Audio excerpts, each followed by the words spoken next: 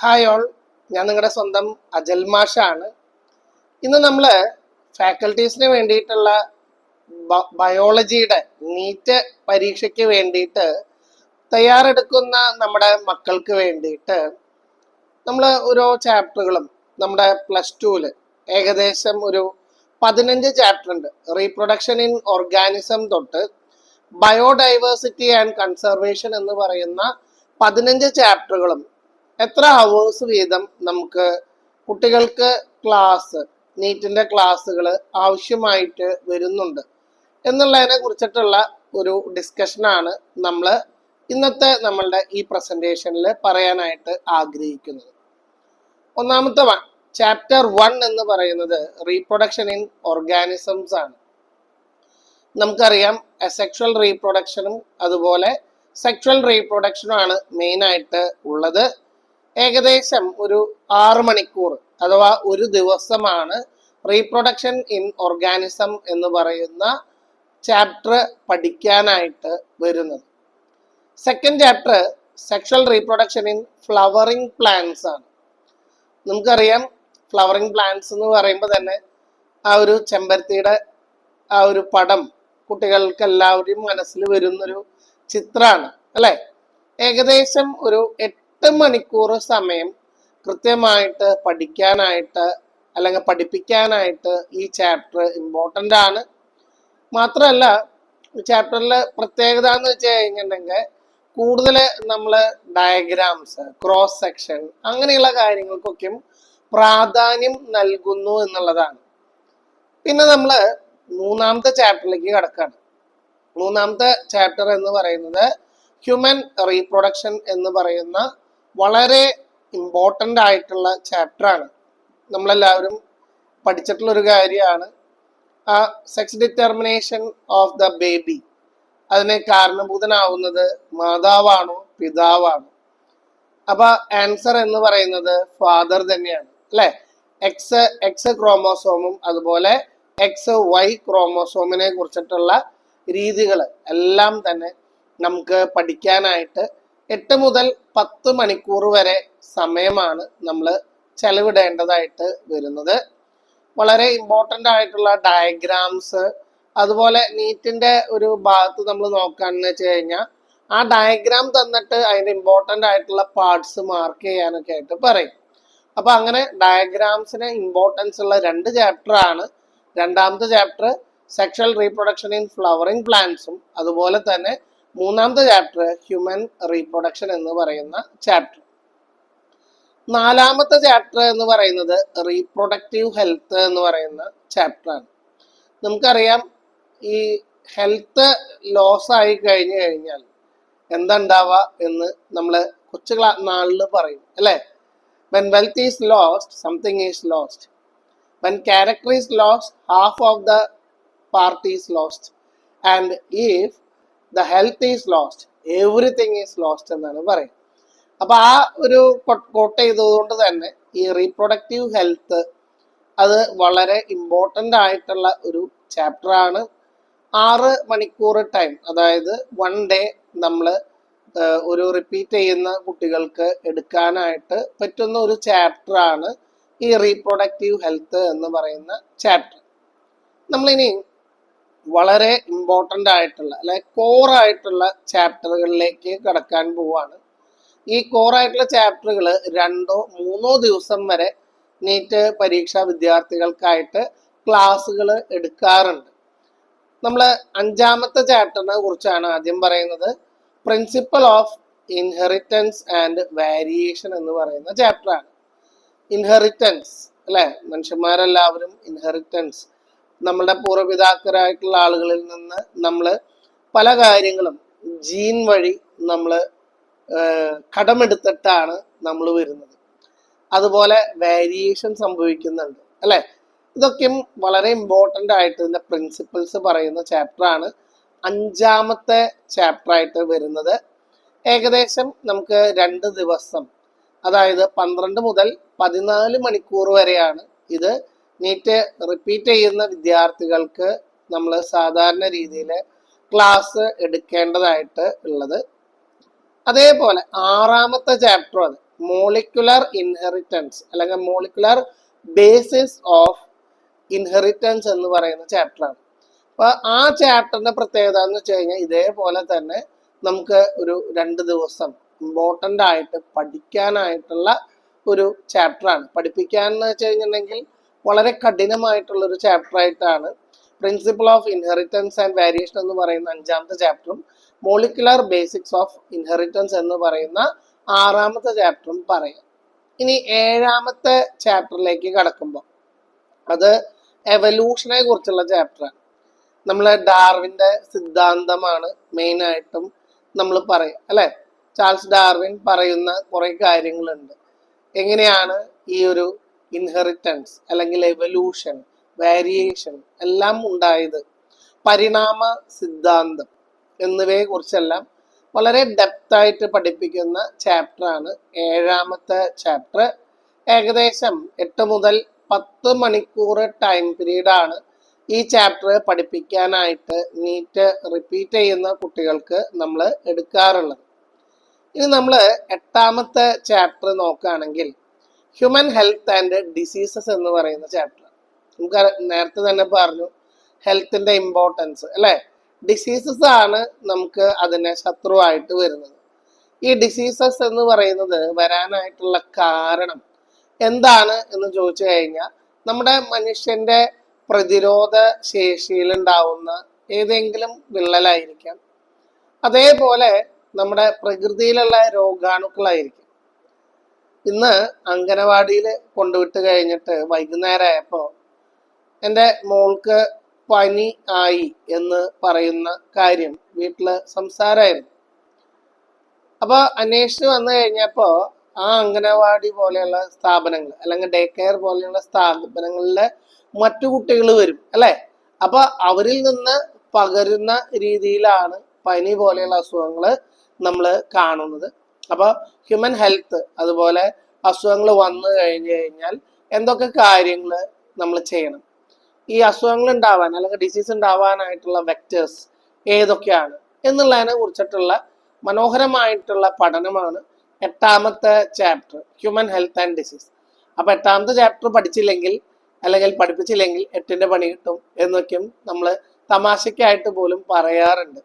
ഈ ചാപ്റ്റർ അതെ നമ്മൾ ഒരു ദിവസം കംപ്ലീറ്റ് ആയിട്ട് 6 മുതൽ 8 മണിക്കൂർ വരെ പഠിപ്പിക്കേണ്ട ചാപ്റ്റർ ആണ് എന്നുള്ളതാണ് നോക്കേണ്ടത്. ഇനി 9ാമത്തെ ചാപ്റ്റർ രസകരമായ ഒരു ചാപ്റ്ററാണ്. ചാപ്റ്റർ നമ്പർ 9 +2 കുട്ടികളെ സംബന്ധിച്ചിടത്തോളം strategies of enhancement in food production എന്നാണ് പറയാം. നമുക്കറിയാം ഈ ഫുഡ് പ്രൊഡക്ഷന് വേണ്ടിയിട്ടുള്ള കുറേ മെത്തേഡ്സ് ഉണ്ട്. എനിക്ക് ഓർമ്മ വരുന്നത് തമിഴ്നാട്ടിലെ ഈറോഡ് ഭാഗത്ത് ഒരു സാറിനെ കാണാൻ വേണ്ടി പോയതാണ്. എഞ്ചിനീയറിംഗ് കോളേജിൽ പഠിപ്പിക്കുന്ന സാറാണ്. വളരെ കുറച്ച് സ്ഥലത്ത് അവര് തക്കാളി കൃഷി ചെയ്യുകയാണ്. ഇഷ്ടം പോലെ തക്കാളി വിളഞ്ഞു നിൽക്കുകയാണ്. അപ്പൊ അവർക്ക് അതിൻ്റെതായിട്ടുള്ള ഒരു സ്ട്രാറ്റജി ഉണ്ട്, ഒരു മെത്തേഡോളജി ഉണ്ട്. അപ്പോൾ strategies of enhancement in food production എന്ന് പറയുന്നത് പ്രത്യേകിച്ച് എനിക്ക് ആ ഒരു കാര്യമാണ് എൻ്റെ മനസ്സിൽ പതിഞ്ഞു നിൽക്കുന്ന ഒരു കാര്യം. ഒരു ദിവസം അതായത് 6 മുതൽ 8 മണിക്കൂർ വരെ നമുക്ക് പഠിപ്പിക്കാനായിട്ടുള്ള വിഷയമാണ് strategies of enhancement in food production എന്ന് പറയുന്ന ചാപ്റ്റർ നമ്പർ 9 എന്ന് പറയുന്നത്. അടുത്തതായിട്ട് നമ്മൾ 10ാമത്തെ ചാപ്റ്ററിലേക്ക് കടക്കാൻ പോവാണ്. 10ാമത്തെ ചാപ്റ്ററിനെ നമ്മൾ വിളിക്കുന്നത് മൈക്രോബ്സ് ഇൻ ഹ്യൂമൻ വെൽഫെയർ ആണ്. ഒരു മനുഷ്യന്റെ ശരീരത്തിലെ ഏറ്റവും കൂടുതൽ അണുക്കള് അവരുടെ നവദ്വാരങ്ങളിലാണ് എന്നാണ് പറയുന്നത്. അതുപോലെ തന്നെ പൊക്കിൾ കൊടി, നിങ്ങളുടെ മൂക്കിന്റെ 2 ഓട്ടയുണ്ട്, കണ്ണ്, അതുപോലെ ചെവി, വായ, എല്ലാ ഈ നവദ്വാരങ്ങളിലെല്ലാം തന്നെ അണുക്കള് ഉണ്ട് എന്നാണ് പഠനം പറയുന്നത്. അപ്പോൾ അത് ഹ്യൂമൻ വെൽഫെയറിനാണ് എന്നുള്ളതിനെ കുറിച്ച് അറിയണം അല്ലെ. ഇപ്പൊ പ്ലാന്റ്സിൽ നമ്മൾ നോക്കാന്ന് വെച്ച് കഴിഞ്ഞാൽ ഈ റൈസോബിയം അല്ലെ, റൂട്ട് നോഡ്യൂൾസിൽ ഉണ്ടാവാണ്, ഇപ്പൊ നൈട്രജൻ ഫിക്സേഷൻ ഉപയോഗിക്കാണ്.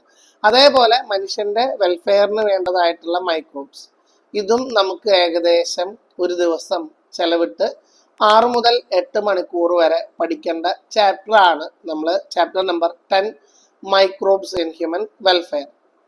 11ാമത്തെയും അതുപോലെ 12ാമത്തെയും ചാപ്റ്റർ ബയോടെക്നോളജീനെ കുറിച്ച് പ്രതിപാദിക്കുന്നതാണ്. അതില് ചാപ്റ്റർ നമ്പർ 11 പറയുന്ന പേര് biotechnology, it's principles and process എന്നാണ് പറയുന്നത്. പ്രിൻസിപ്പിൾസ് എന്തൊക്കെയാണ്, എന്തൊക്കെ തരത്തിലുള്ള പ്രോസസ്സ് ഉണ്ട്. ഒരു ബയോളജിനെക്കാട്ടും കൂടുതൽ എനിക്ക് തോന്നുന്നു ഒരു എഞ്ചിനീയറിംഗ് ആസ്പെക്ട് അറിയുന്ന കുട്ടികൾക്കാണ് ടെക്നോളജി പരമായിട്ടുള്ള കുറേ കാര്യങ്ങൾ നമുക്ക് ഈ ഒരു ചാപ്റ്ററിൽ വരുന്നുണ്ട്. അത് മനസ്സിലാക്കാനും കുറച്ച് ടഫായിട്ടുള്ള ഒരു ചാപ്റ്റർ ആയിട്ടാണ് സാധാരണ ഇതിനെ വിലയിരുത്തുക. അതിന് കാരണമുണ്ട്. കാരണം ഒരു അഡ്വാൻസ്ഡ് ആയിട്ടുള്ള ടോപ്പിക്കാണ്. പലപ്പോഴും ആ ടേംസ് അതുപോലെ അതെന്തിനാണ് എന്നുള്ള ഒരു പ്രാക്ടിക്കൽ ആയിട്ടുള്ള നോളജ് ഉണ്ടായി കഴിഞ്ഞാൽ മാത്രമാണ് ആ ഒരു ചാപ്റ്റർ നമുക്ക് മനസ്സിലാക്കി പഠിക്കാനായിട്ട് പറ്റുക. കുറച്ചുകൂടി ടഫായിട്ടുള്ള ചാപ്റ്റർ ആണ് നമുക്ക് 12ാമത്തെ ചാപ്റ്റർ. കാരണം അത് ബയോടെക്നോളജി ആൻഡ് ഇറ്റ്സ് അപ്ലിക്കേഷൻ എന്ന് പറയുമ്പോൾ ഒരു അപ്ലിക്കേഷൻ ലെവലിലേക്ക് കടന്ന് നമ്മൾ ചിന്തിക്കാനായിട്ടുള്ള ഒരു ഫ്രെയിം ഓഫ് മൈൻഡ് കുട്ടികളിൽ ഡെവലപ്പ് ചെയ്തെടുക്കുക എന്ന് പറയുന്ന ഒരു നല്ല ബുദ്ധിമുട്ടുള്ള ഒരു പരിപാടിയാണ് നമ്മൾ ഈ ചാപ്റ്റർ നമ്പർ 12 ഉദ്ദേശിക്കുന്നത്. അതുകൊണ്ട് തന്നെ കുട്ടികളെ സംബന്ധിച്ചിടത്തോളം കുറച്ചും കൂടി ഹെക്റ്റിക് ആയിട്ടുള്ള ചാപ്റ്റർ ആണ്. നല്ല രീതിയിൽ മനസ്സ് വെച്ച് കഴിഞ്ഞാൽ തന്നെയാണ് ആ ചാപ്റ്റർ മനസ്സിലാക്കാനായിട്ട് സാധ്യമാവുക. ഇനി 13ാമത്തെ ചാപ്റ്ററാണ് ഓർഗാനിസം ആൻഡ് പോപ്പുലേഷൻ എന്ന് പറയുന്ന ചാപ്റ്ററാണ്. 13ാമത്തെ ചാപ്റ്റർ നോക്കുമ്പോൾ ഓർമ്മ വരുന്നത് ഇന്ത്യയിലുള്ള 145 കോടി ജനസംഖ്യയും അതുപോലെ ഇന്ത്യയിലും അതുപോലെ ചൈനയിലും ചേർന്ന് കഴിഞ്ഞാൽ ഏകദേശം ലോകത്തിന്റെ ജനസംഖ്യ പകുതിയായി എന്നൊക്കെയും പറയും. അപ്പൊ അങ്ങനെ ഓർഗാനിസം ആൻഡ് പോപ്പുലേഷൻ അതിനെ കുറിച്ചിട്ടുള്ള സ്റ്റഡിയാണ് 13ാമത്തെ ചാപ്റ്റർ നമുക്ക് പറഞ്ഞു തരുന്നത്. അപ്പൊ ഇൻട്രസ്റ്റിംഗ് ആണ്. ശരിക്കും പറഞ്ഞു കഴിഞ്ഞാൽ ഇത് കുറച്ച് എളുപ്പമാണ്. ബയോടെക്നോളജിക്കും കഴിഞ്ഞ് കഷ്ടപ്പെട്ടിരിക്കുന്ന കുട്ടികൾക്ക് ഈ ഒരു ചാപ്റ്റർ നോക്കുകയാണെങ്കിൽ കുറച്ചും കൂടി ഈസി ആയിട്ടുള്ള ചാപ്റ്റർ ആയിട്ടാണ് നമ്മൾ പറയാൻ പോകുന്നത്. ഇനി നമ്മൾ 14ാമത്തെ ചാപ്റ്ററിലേക്ക് കടക്കാൻ പോവാണ്. 14ാമത്തെ ചാപ്റ്ററിന് നമ്മൾ എക്കോസിസ്റ്റം എന്ന് പറയുന്ന ചാപ്റ്ററാണ്. എക്കോസിസ്റ്റം കുറച്ചും കൂടി ഈസിയാണ്. കാരണം നമ്മൾ ചെറിയ ക്ലാസ്സുകളിൽ തന്നെ ഈ ഫുഡ് വെബിനെ കുറിച്ചും അതുപോലെ തന്നെ ഈ ഒരു ചെറിയൊരു ഇൻസെക്റ്റ്, ആ ഇൻസെക്റ്റിനെ ചിലപ്പോൾ മീനോ അല്ലെങ്കിൽ വേറെ ഏതെങ്കിലും പ്രാണികൾ കഴിക്കുന്നു, റാബിറ്റ് പോലെ, അതിനെ നമ്മൾ ശരിക്കും പറഞ്ഞാൽ കാർണിവോറസ് ആയിട്ടുള്ള അനിമൽസ് കഴിക്കുന്നു, പിന്നെ മനുഷ്യൻ അതിനെ കഴിക്കുന്നു, ഒംനിവോറസ് കഴിക്കുന്നു, പിന്നെ ഫംഗസ് വരുന്നു, പിന്നെ അത് ആ ഒരു പ്രോസസ്സ് റീസൈക്കിൾ ചെയ്യുന്ന കാര്യങ്ങൾ ഫുഡ് വെബിനെ കുറിച്ചും പിരമിഡിനെ കുറിച്ചൊക്കെ നല്ല ഡീറ്റെയിൽ ആയിട്ട് എക്സ്പ്ലെയിൻ ചെയ്യുന്ന വളരെ സിമ്പിൾ ആയിട്ടുള്ള ഒരു ചാപ്റ്റർ ആണ് ചാപ്റ്റർ നമ്പർ 14 എന്ന് പറയുന്നത് എക്കോസിസ്റ്റം. അപ്പോൾ CBSE കുട്ടികൾക്കാണെന്ന് വെച്ച് കഴിഞ്ഞാൽ 10ാം ക്ലാസ്സിൽ അവസാനത്തെ 2ഓ 3ഓ ചാപ്റ്റർ ഇങ്ങനത്തെ ചാപ്റ്ററുകളാണ്. അപ്പോൾ എൻവറോൺമെന്റ് റിലേറ്റഡ് ആയിട്ടുള്ള കുറേ കാര്യങ്ങൾ അവർ പഠിക്കുന്ന കാരണം കൊണ്ട് തന്നെ ഇത് കുറച്ചും കൂടിയും എന്താണ് സിമ്പിൾ ആയിട്ടുള്ള ചാപ്റ്റർ ആണ്. ഓൾറെഡി പഠിച്ച കാര്യങ്ങളായ കാരണം കൊണ്ട് തന്നെ നമുക്ക് കുറച്ചും കൂടിയും ഒരു അപ്പർ എഡ്ജാണ്. പഠിപ്പിക്കുമ്പോൾ തന്നെ കുറച്ചും കൂടിയും ഈസി ആയിരിക്കും ഈ ചാപ്റ്റർ. നമ്മൾ ലാസ്റ്റ് ചാപ്റ്ററിലേക്ക് കടക്കാൻ പോവാണ്. 15ാമത്തെ ചാപ്റ്റർ ബയോഡൈവേഴ്സിറ്റി ആൻഡ് കൺസർവേഷൻ. സാധാരണയായിട്ട് കഴിഞ്ഞ ദിവസം 2 കാര്യങ്ങളാണ് സോഷ്യൽ മീഡിയയിൽ നല്ല രീതിയിൽ കേൾക്കാനും കാണാനും സാധിച്ചത്. ഒന്നാമത്തെ പറഞ്ഞത് ഇതായിരുന്നു, നമ്മുടെ തൃശ്ശൂർ ജില്ലയിൽ വരന്തരപ്പള്ളി അടുത്ത് പാലപ്പള്ളി ഗ്രൗണ്ട്. ഇത് ആമസോൺ കാടുകളല്ല, മറിച്ച് കേരളത്തിലെ തൃശ്ശൂരുള്ള ഒരു ഗ്രൗണ്ടാണ് എന്ന് പറഞ്ഞിട്ട് നിറച്ചും എന്താണ് കനോപ്പി ഓഫ് ഫോറസ്റ്റിന്റെ ഇടയിലുള്ള ഒരു ഗ്രൗണ്ട്, പാലപ്പള്ളി ഗ്രൗണ്ട്. സത്യം പറഞ്ഞാൽ വീട്ടിൽ നിന്ന് ഒരു 30 കിലോമീറ്ററിന്റെ അടുത്തേ ഉള്ളൂ. എനിക്ക് നിർബന്ധമായിട്ടും നാട്ടിലെത്തി കഴിഞ്ഞൊന്ന് പോയി കാണണം എന്ന് ആഗ്രഹിക്കുന്ന ഒരു ഗ്രൗണ്ട് കൂടിയാണ് അത്.